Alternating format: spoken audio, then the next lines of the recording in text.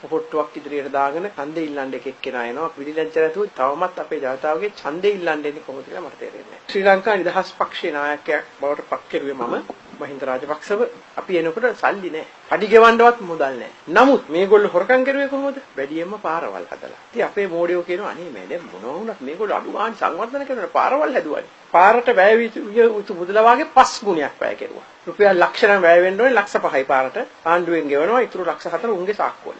මහයිකාගේ ඉඳලා පුතුන්ගේ ඉඳලා ගෑණිගේ ඉඳලා සහෝදරයන්ගේ ඉඳලා මේ පැතිවල හිටපු නියෝජිතයන්ට ප්‍රාදේශ සභා මන්ත්‍රීවරුන්ට පළාත් සභා මන්ත්‍රීවරුන්ට පාර්ලිමේන්තු මන්ත්‍රීවරුන්ට ඉන්නේ කියලා කතා කරලා කියන්නේ මොකද්ද? තොපිලා ඕනේ තරම් හොරකම් කරපළා අර ගෑණි වාගේ මම ඕගොල්ලෝ පිටිපස්සේ පන්නන්නේ නැහැ ගෑණි මම.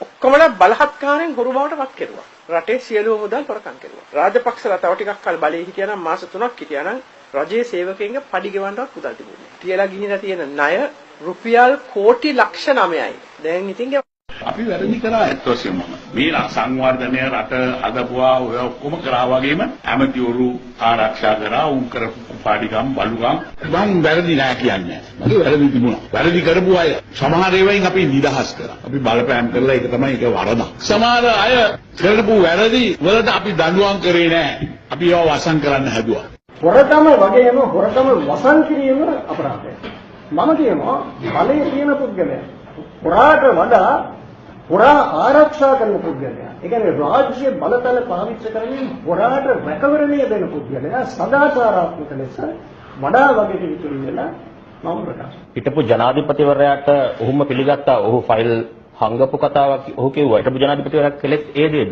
නෑ. ඔහු තහුරු ආරක්ෂා කළා නේද ඔහු ඉන්නකොට? නෑ අපි ඒක පිළිගන්නේ නැහැ. මම වැරදි නෑ කියන්නේ. මගේ වැරදි තිබුණා. වැරදි කරපු අය සමහර ඒවායින් අපි නිදහස් කරා. අපි බලපෑම් කරලා ඒක තමයි ඒක වරදක්. සමහර අය කරපු වැරදි වලට අපි දඬුවම් කරේ නෑ. අපි ඒවා වසන් කරන්න හැදුවා.